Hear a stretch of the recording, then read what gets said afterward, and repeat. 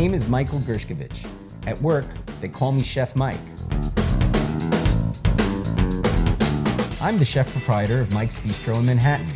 I live with my family in Englewood, New Jersey, and it's a beautiful place. But sometimes, I need to get away. I need a change of scenery to relax and to be inspired. Please join me on my fun weekend.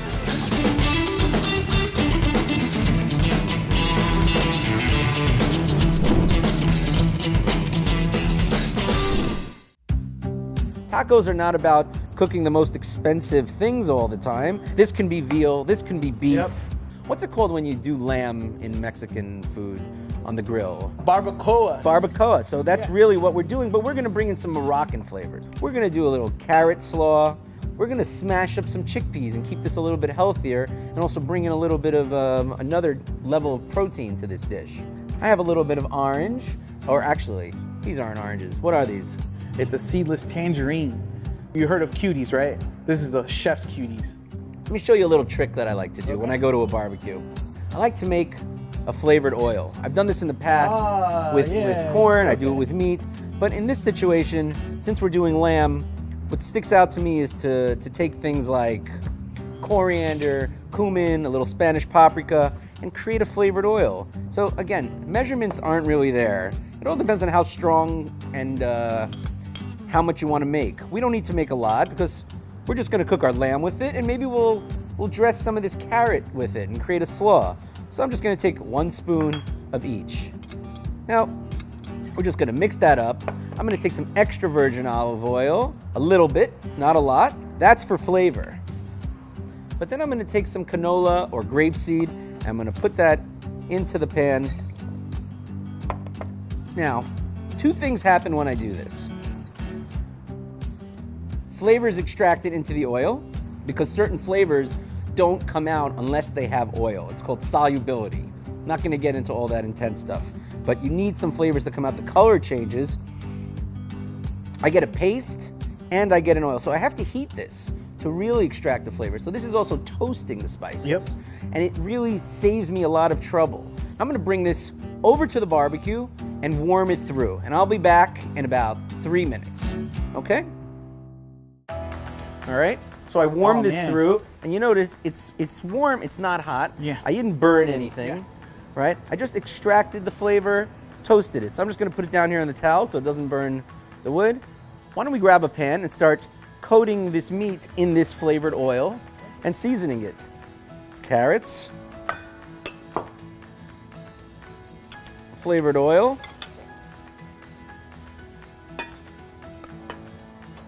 I'm going to use a little rice wine vinegar for acidity. I'm going to squeeze a little bit of that delicious tangerine. I'm going to throw a little salt as well. The salt will break down the carrots a little bit, make them a little softer. It'll still retain its crispness. This is already good. Can you give this a little sampling? By the way, you see how nice the color just got? Give it a little something, grab it. Yeah, there you go, it's just us. Oh man. We could decide to make it hotter later, but at least we know we have it ready. I'm gonna take these chickpeas. I'm gonna put them in the bowl to warm them up. I'm gonna put a little more of our spice oil. Maybe I'm gonna actually let the spices fall into this one a little. Put in a little bit of salt. And when I go over to the grill to cook the lamb, I'm gonna put these on the stove with a little bit of water. I'm gonna smash it down.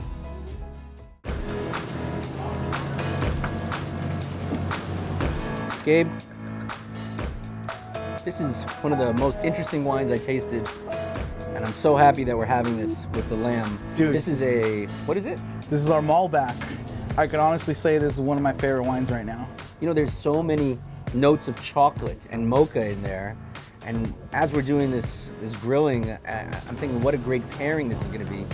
Gabe, right now these beans are soft, these chickpeas are soft, and it's got all that flavor in there. You don't wanna smash these when they're cold, and that's why I brought them here. So I'm just gonna crush them a little bit. You know what makes these beans special? The smoke. Oh, I didn't even consider that the smoke would end up in the bean flavor as well. All right, so I'm just kind of beating it up.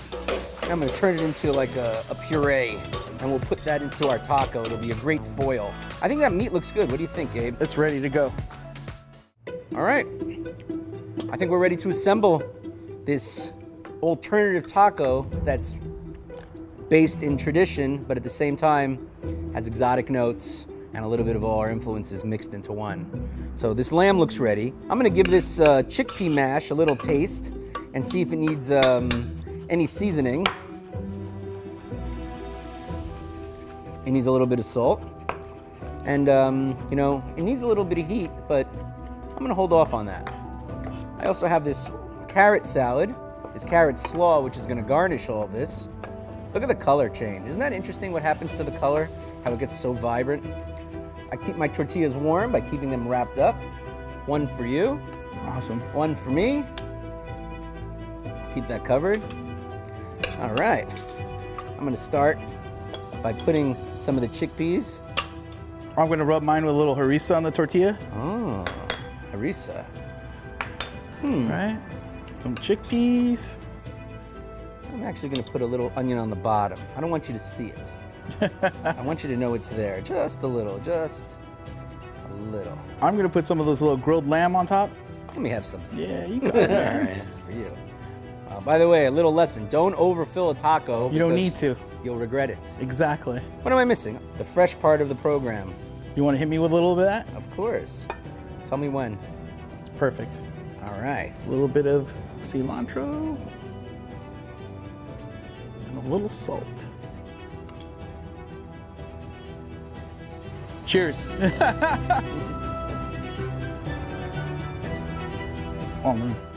The gaminess of the lamb is truly offset by the spices and the vibrancy of these ingredients. Little things make a big difference in cooking. Having good ingredients makes a big difference in cooking. Having good friends next to you cooking makes a huge difference in cooking. And having an inspiration by the surroundings just tops it off. So thank you. This was the dish I wanted to make today.